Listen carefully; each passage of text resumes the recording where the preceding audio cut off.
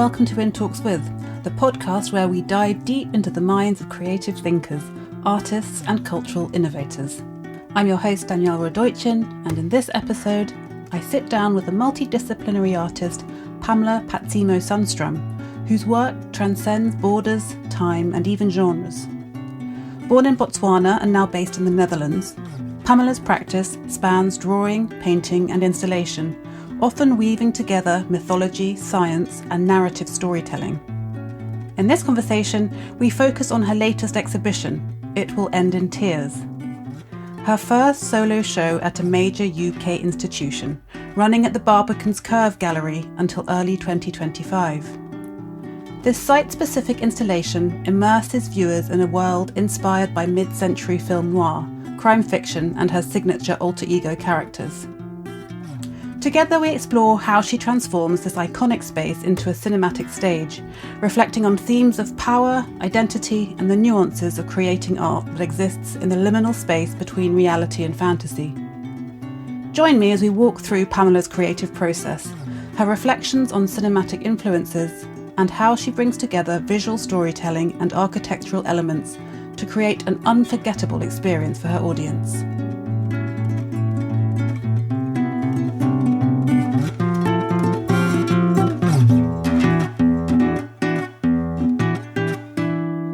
Hello, Pamela. Hi, it's good to be here. Yeah, it's really good to be here with you at the Barbican on the day that you're speaking to lots of press about your new installation here.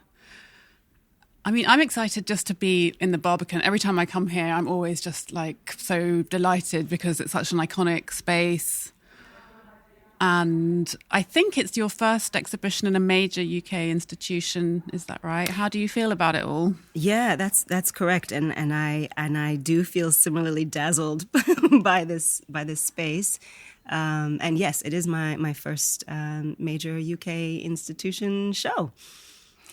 And you've made a site-specific installation in the area here called the Curve, which is as the name would suggest, a kind of curved, almost like a corridor-y type area, but it's very special. Tell me a bit about how you've worked with the space. Yeah, it is a very special space. I think it was almost 2 years ago now that the curator at the time, Alona Pardo, invited me to have a look and see if I might be interested in trying to engage in the space.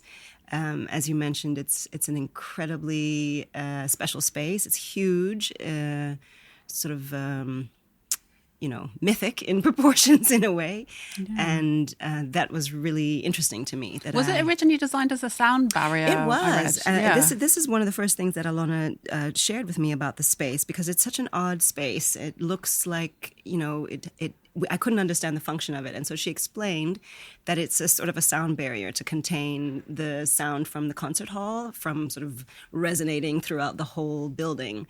And it's great. You can still hear the theater noise inside the Curve. You can, yeah. Oh, it's wow. great. I like that. Yeah, I do too. Very much so. And I really, I was really interested in it as this kind of liminal space, or this space that's attempting to contain something else. So it's kind of an interesting setup. You've got your work hanging on the wall, mm-hmm. and then there's a set that when the spectator enters the space, you step into a set, like a theatre stage set. Mm-hmm. So you've got two different elements you're interacting with. What's going on there? Yeah, and I think the word you used, spectator, is perfect in this context, because I did want to kind of make a bit of a spectacle out of the space. It is already spectacular, but I really wanted to lean into that. For several years before this show, I had already been making reference to cinema and theater, whether it was sort of theatrical set design, or even thinking about tableau, or how story is told through kind of these composed images. And it felt really appropriate to receive this invitation at a moment when I was really thinking about theater already. I knew that I wanted to I think I was invited initially because early in my career I used to do these immense wall drawings directly on the walls. And I suspected this was why I was sort of first invited, like, wow, this is a great wall for a wall artist to sort of engage with. And there was some disappointment when I said, I think I'm a little too old to be slaving away on a 90-meter wall at this point. And so then the challenge is, well, what do you do? What do you do with this epic wall and this epic kind of long traveling space? And I knew I wanted to do something narrative. I knew I wanted it, as I said, to be something kind of theatrical and something that the viewer or the spectator would have to engage with their body. So, very quickly I enlisted the help of Remco Osorio-Lobato to help me engage with the architecture, to sort of build. And in the beginning, we were thinking of them as framing devices. Like, how can we kind of slow the pace of the viewer through this long kind of straight wall to give moment, to give pause to these kind of dramatic moments in this narrative that I was writing along the way.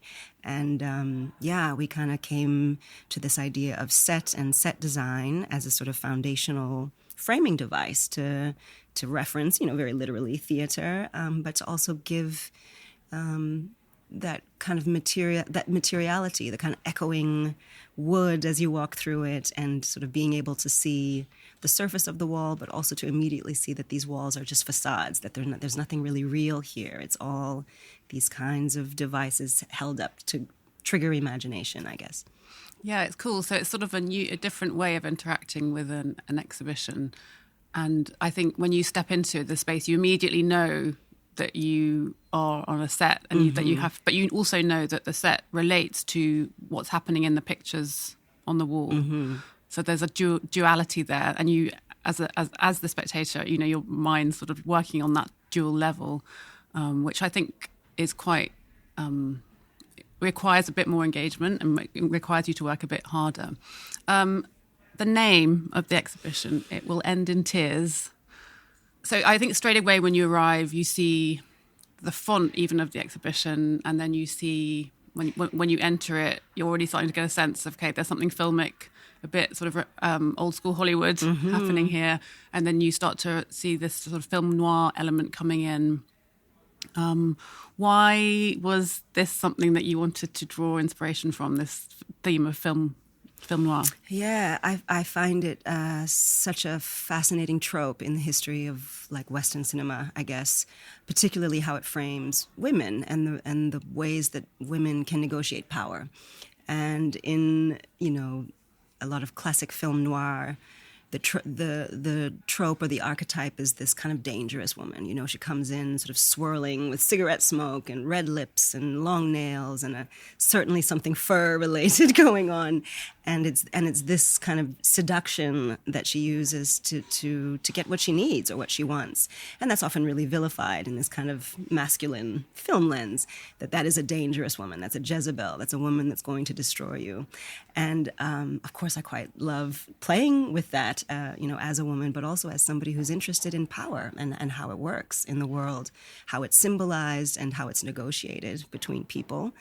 And I wanted to kind of complicate this sort of femme fatale figure and, offer the possibility that her read may not be so simplistic or so superficial, that, just like any villain or any hero, there's a series of complexities that come into building anybody's identity. And I think that's what I sort of leaned into in the narrative here, trying to complicate her backstory, maybe complicate what her desire is, what her actual desires are, and just sort of use this beautifully cinematic trope to kind of carry that narrative. Were you inspired by any films in particular? I mean, yeah. I know that I got a sense of a few films when I was looking at the works, but I was interested to know whether there's any in particular that inspired you. Yeah, for sure. So really early, as I was sort of starting to develop the imagery for the work, I kind of rewatched Streetcar Named Desire, the Elia Kazan filmic adaptation of the Tennessee Williams play. I think it's just a wonderful example of sort of mid-century film that gives such a kind of respectful nod to a history of theater. The set is super dramatic and it's constantly lit in this kind of extreme contrast, shadow and kind of darkness. And so, yeah, that was very, very much a sort of aesthetic inspiration really early. I really love Hitchcock's films. I think, if you're sort of thinking about mid-century Western cinema, it's hard to ignore the large shadow that Hitchcock cast over the time. And so not only because, he was a great maker of kind of thriller films or kind of early horror films, but also because of the specificity that he used to approach his image making, that there are these sort of great writings and sort of candid accounts of how he makes films that reveal how specific his process was. That, for instance, in the film Vertigo, it took him months and months and months to decide on that gray suit that Kim Novak wears. I have a real affinity to that there's a similar kind of insistence on specificity that I apply in the making of my images that, I hope translates that, whether it's the hand gestures and the garments and the framing and the regard. I try to leave very little up to chance, that I really kind of insist on. It's this gesture, it's this moment, to kind of call in a kind of specific connection to the viewer. So, and I think of that viewer as maybe women who are like me, women who know what it feels like to wear those shoes all day and what that does to your body at the end of the day, or what it feels like to be kind of buttoned up in a corset or in a tight-fitting suit, what it feels like to wake up, after a hard night, and, the kind of psychological roller coaster that we might experience after that, those kind of waves of shame or surprise or whatever that comes in the morning after. Those choices were really specific along the way. That's interesting. And it's the character in the exhibition is called Bettina. Yeah. And you follow her through, she features in, maybe not all, but a lot. Yeah. She's the protagonist. Mm-hmm. She features in lots of the images that you see. And there's a narrative that you follow as you go through. There's a story. Did you write the story? Yeah, that's a good question.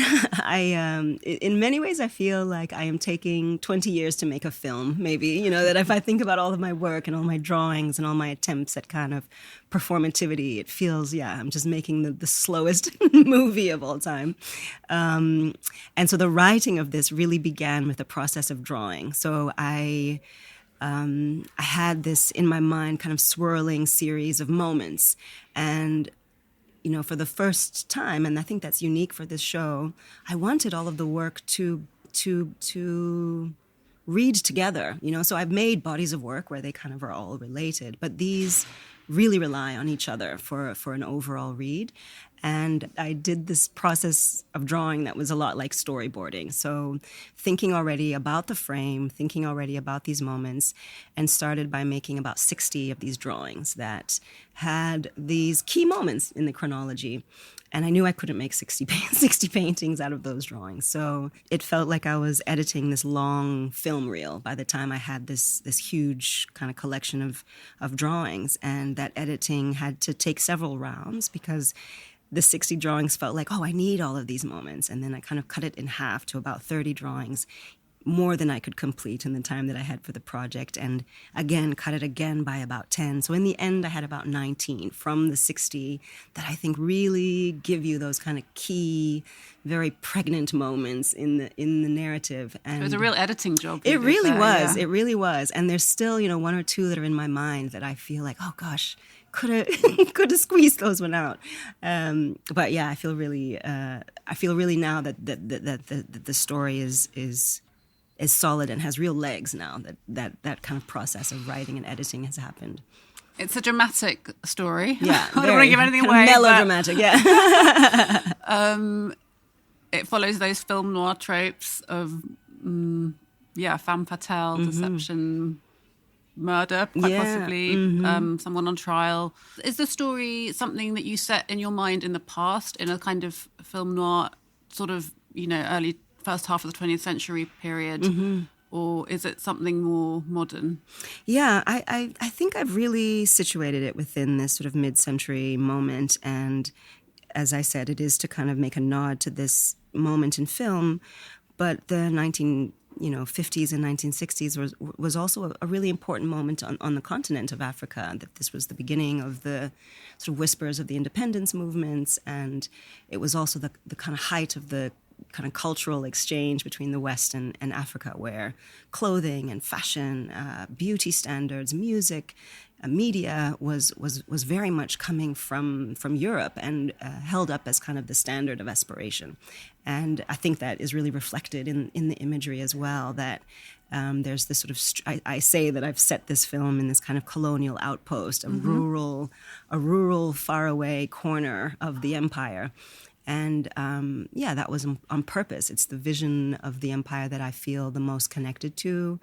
And it's also the one that offers the strangest juxtapositions of this, sort of the emptiness of kind of the rural landscape, punctuated by these symbols of the crown in whether it's the architecture or the fashion, as I mentioned, or the furniture. And even now I find it such a funny encounter to sort of be at home and kind of come to some auntie's little living room and find this like beautiful Victorian, settee set in her house. And I think it speaks to the complexities again of power and how it's symbolized. And I think I definitely got a sense of you enjoying the details, like you mentioned the fashion, but the clothing. And I did get a tiny bit of Hitchcockian fashion there. There's one picture where has elbow-length gloves on, and I think it looks like she's about to remove them. There's patterns on the dress that Bettina wears, which are it sort of looks almost like a 1940s dress pattern. Absolutely, yeah. And I got a sense that you really enjoyed those sort of details. I do, yeah. I really do. I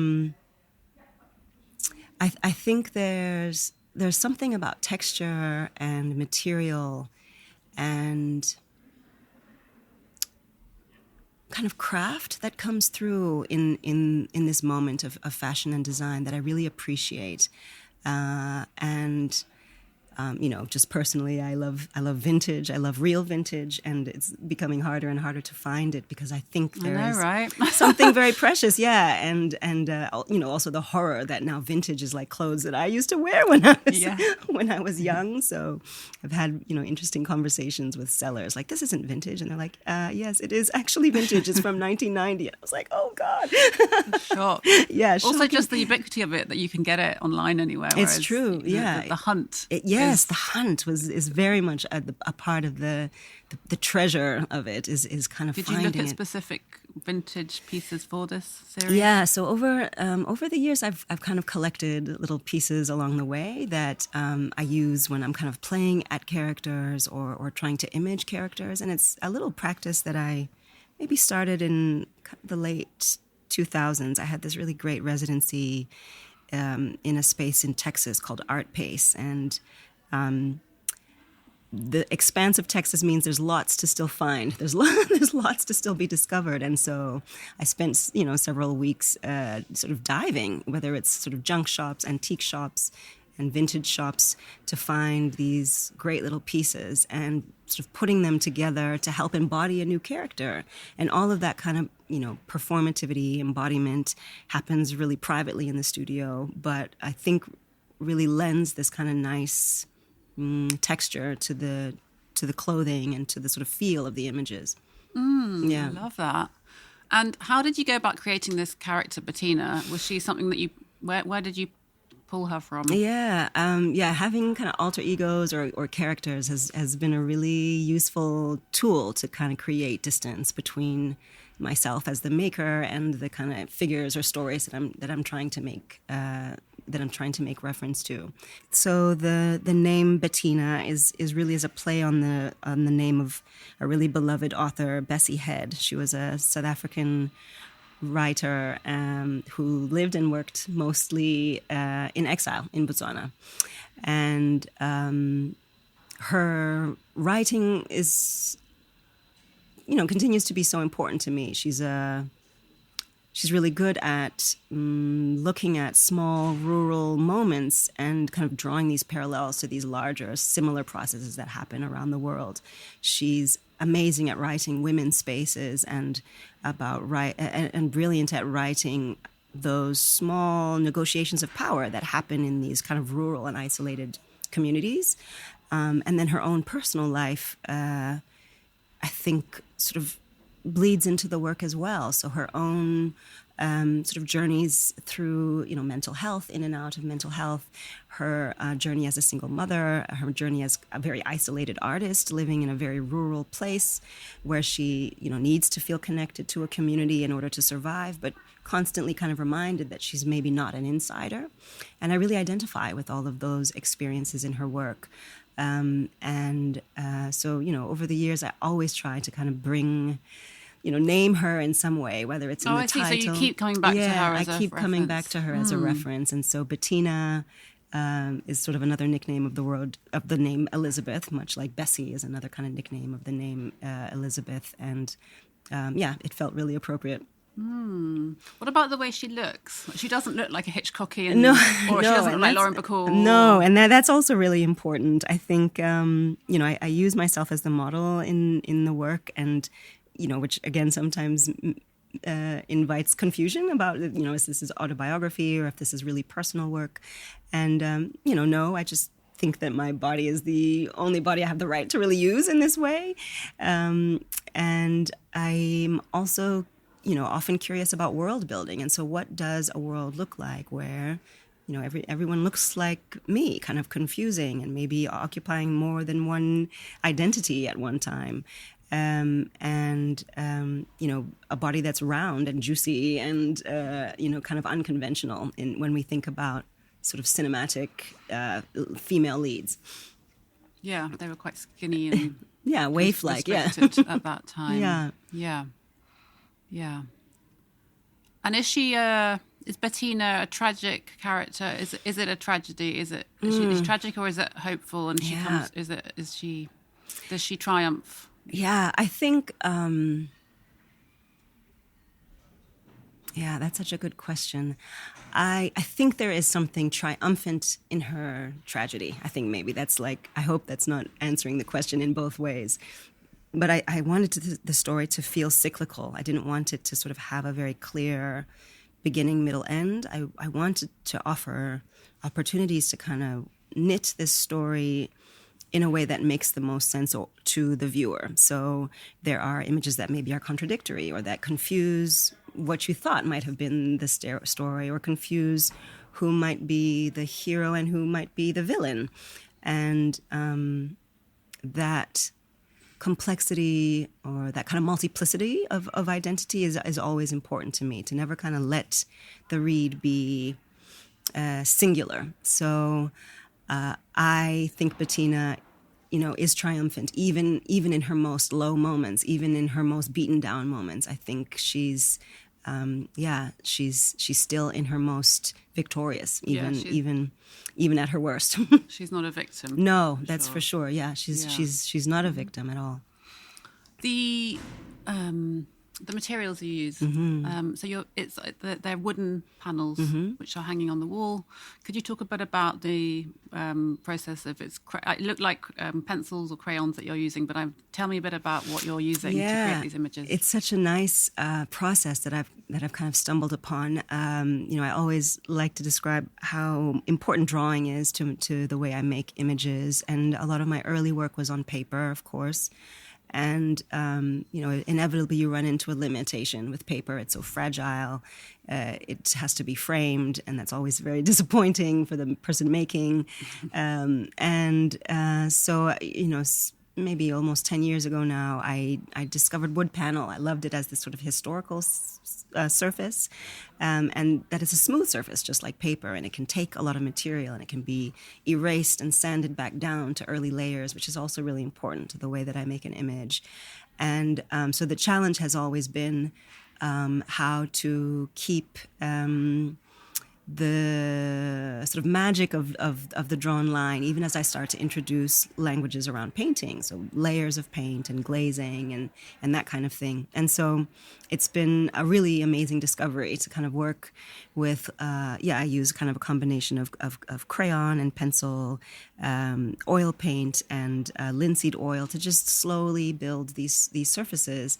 It takes time and patience, especially since... Do you since... put the linseed over the crayon? Yeah, so it's layers. It's like, that's a traditional oil the linseed sort of cures the pencil into the oil so that it... I think I could smell the linseed. It's such a nice smell. I love it. It's a really nice smell. The set was designed by your partner, Remco Osorio Lobato. Mm-hmm. I hope I pronounced his You've said it perfectly, name. Yes. Right. He's an architect, and you've worked with him previously on an installation in London. Mm-hmm. How do you guys go about working together? Is it which comes first, and what's your process? Yeah, it's I find it's really rare to be able to collaborate in this way, especially since my practice up until meeting and working with him was very, very private and very, very just me in the solitary. Studio. Yeah, very solitary. Okay. And, I had control issues, letting other people into the process has never really been anything that I'm interested in or good at, to be honest.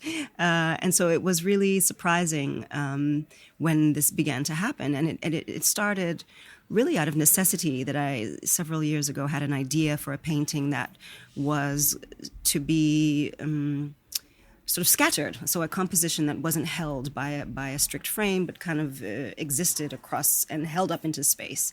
And he was able to sort of build this armature for me, which was literally out of my dreams, like something subtle, something that looks like these sort of billboard structures, but doesn't interrupt the work, somebody who could really listen. And so this was his test, and he passed the first test. And then we started to kind of formalize the way we work together. So what often happens, it very much begins with me. So he has to be patient and leave me alone for however long it takes for me to be really clear about the references I'm making, the materials I'm after, and the kind of visual flavor I'm after. And then there's this fun process where we just kind of mash references together. So I have, folders and folders and folders of images that I've kind of kept over the years that are very well organized because I'm that type of person. So I have, a folder of just chairs. These are all the chairs that are okay for this world. And these are all the window frames that are okay for this world. And these are all the fabrics that are okay for this world. And that way of thinking, which I thought was sort of something that was exclusive to me, connected really well with the way he thinks and the way he kind of organizes visual information and the way he remembers things. And so it was surprising to see how many of the same images we had in our own little caches of images. And, that, again, helped to build... I love that, like match. Yeah, it was a match, yeah, literal match. And so it again meant that there was a place for a lot of trust. And similarly, he's very specific. Similarly, he has kind of a long and diverse sort of visual reference. Once I started with the drawings and he started to understand the world and the story and the key points of the story, was he able to then start kind of shaping these sets.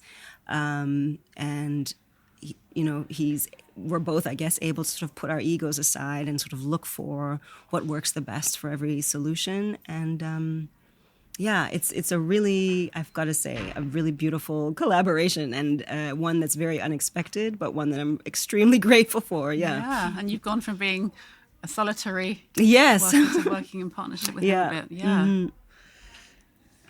What happened? So this exhibition is on view to the public until early January. That's right. Yeah, which is a nice chunk of time. It is a beautiful chunk of time. Yes. What happens to it all after that? Oh, that's a good question. I have no idea yet, but I know really from the beginning of my imagining of this, and we used the word spectacle really early in our conversation, that I've always been interested in the traveling spectacle. So we kind of designed this thing to to move. So the panels are modular. They kind of break back down into these beautiful little compact crates. The design of the architecture is also really modular and can be, kind of specified to any site, which is sort of would be a great dream to kind of see the story recast or repositioned in ways. Yeah. I do think there's something really cool about the set and the installation as it is will always reference the space, that it was built to the dimensions of the space, to that specificity of that curve. And I love that that's in the work forever, in a way. And so, I don't know what's next. Would you like to show it in the States? Maybe you spent a lot of time there. It's true. I did spend a lot of time in the United States. I studied mainly there. I spent almost 12 years living there. And, it would be great. Do you think it would have a different I resonance? wonder, I wonder, because relationships to power are symbolized quite differently. And, especially if we think about kind of current politics, it's like a sort of a terrifying minefield at the moment. And I know there's a sort of an American obsession with true crime that I think is like quite appropriate to this work as well. I had this idea that maybe true crime fans might sort of be hunting through my images looking for the real the real end to the story. That could be the podcast. Yeah. And obviously the films that we were discussing earlier are American. Very much so. Films. Yeah. I mean, I studied in America, and I do see that so many of my cultural references come from what I studied in university there. Not to say that is the main kind of space of my references, but I have to admit how much of an influence American culture has had on my education and on my kind of view of the world. All right. Well, thank you so much for taking the time to speak with me about all of this and your wider work. It's fascinating. I should just say that there have been some background noises, but that's just being in the Barbican with all the different things that are going on. Indeed. So hopefully it won't impact too much on the sound, but Pamela, thank you so much. I've really enjoyed it, and best of luck. Thank you so much. It's been a pleasure.